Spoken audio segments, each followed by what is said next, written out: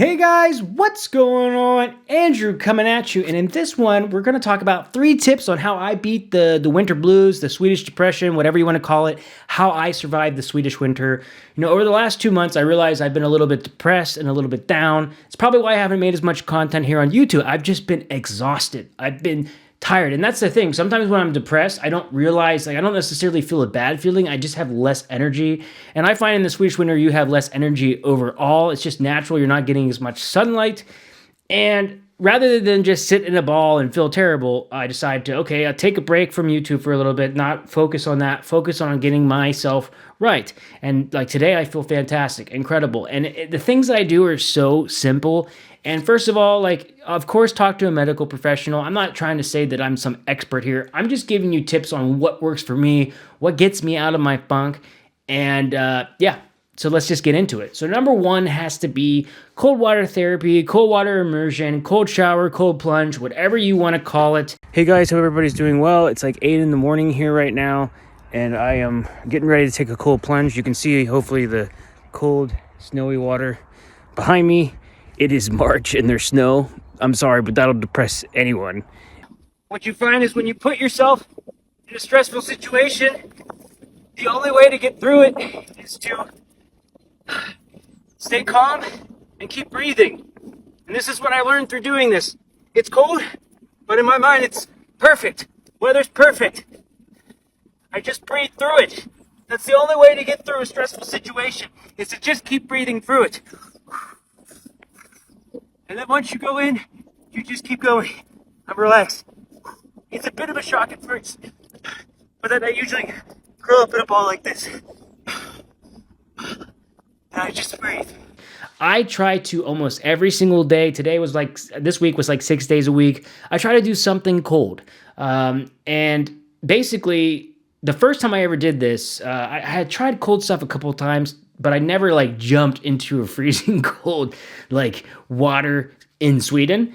And I meet up with a couple friends that inspired me to do it, and it became a social thing for me. We meet once a week, we go take a swim together. I recommend not trying this alone. I think it's a bad idea to do it alone. You should always have someone with you.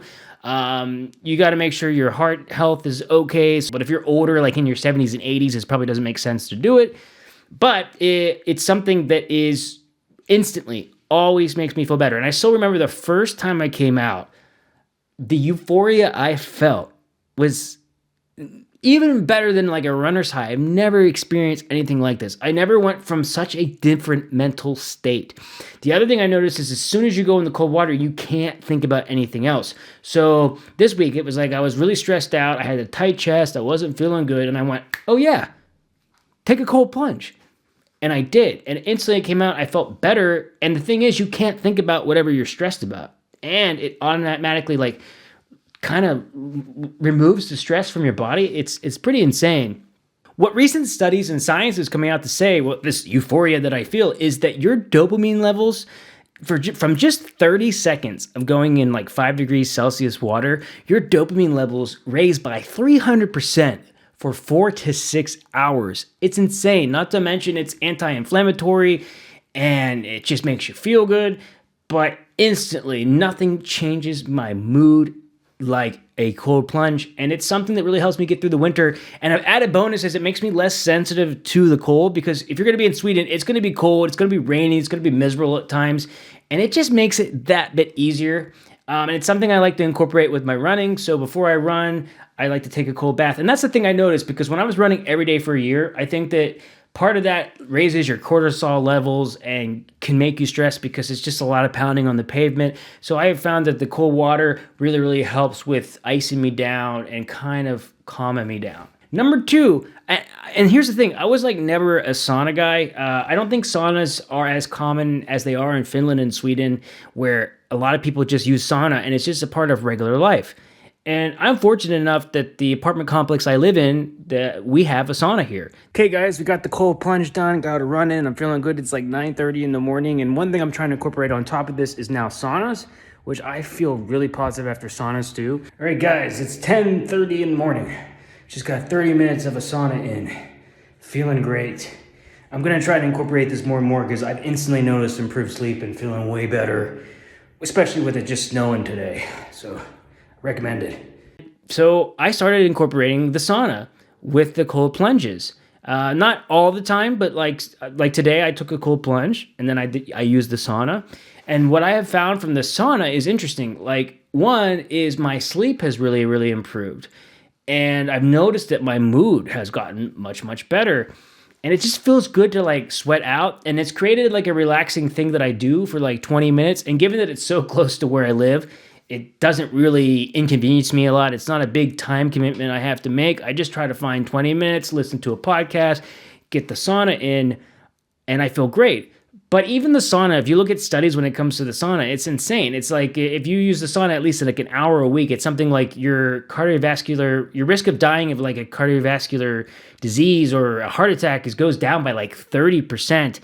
And it's great for brain health. They've done studies that if you use the sauna again for an hour a week, it lowers your risk of dementia and Alzheimer's by 30%. If you do it every single day for 20 minutes, it lowers it by 60%.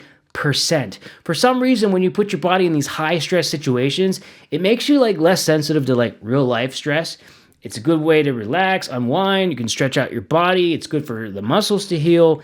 And I just generally feel much better when I do it. I understand why Swedes do it a lot. And in Finland, for example, and in Sweden, the few times I've done a sauna, it's not that weird to maybe before going into a sauna to run out and like do some snow angels in the snow, or after the sauna to do some cold.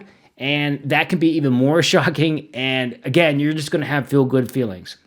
And then number 3, and this is something else that I do, is I like to take, well, I don't have it with me. I was going to show it to you, but I like to take St. John's wort or hypermine. Now, St. John's wort is basically a flower, and you got to be careful with this one because the flower can have a lot of interactions with other medications, so it's not something you should take blindly. And I've heard some risks that it could affect birth control in some women here in Sweden. They've done some studies on that. I don't know how sound that study is, but what I have found from taking St. John's wort is basically they've done studies and have found in some cases it was just as effective as like the lowest dose of a Prozac. It's basically like the nature's Prozac, and it helps your body kind of produce more serotonin and works very similar to an antidepressant. But in some cases, it has like less side effects than even antidepressants. And maybe it doesn't work for everybody, but I find that I like to use it in the winter. It's just another tool in my arsenal. And it is something where I have noticed that I'm less stressed. I've noticed that my anxiety levels are lower when I take St. John's wort. It's had a very positive impact on me. And then this is just the bonus one is vitamin D. You got to find a way in Sweden to get vitamin D. You can take it. A lot of Swedes will take vitamin D, but you got to get outside when it's dark. You got to get outside. I don't care where you work, what your job is. Every job that you work in Sweden, they will be okay with you finding 10 minutes of time to take a walk outside because most Swedes understand how important that really is. You know, a 10 to 20 minute walk will start to give you enough vitamin D to hit your levels. And that's the thing. Most jobs, I would think, in Sweden want you to be healthy. They want you to feel good because you're going to, first of all, do better work. And if you're not depressed, you're going to show up to work. And so I find that that's a great way to get vitamin D. So I really hope that you guys enjoyed this one. I'm kind of curious what you guys do, what your tips are. I've heard some people use those lamps that are supposed to help you, those heat lamps that are supposed to help you get a little bit artificial sunlight, but it's supposed to help. But I'm curious what tools that you guys use. I hope you enjoyed the little video clips I sent of myself today doing all these things.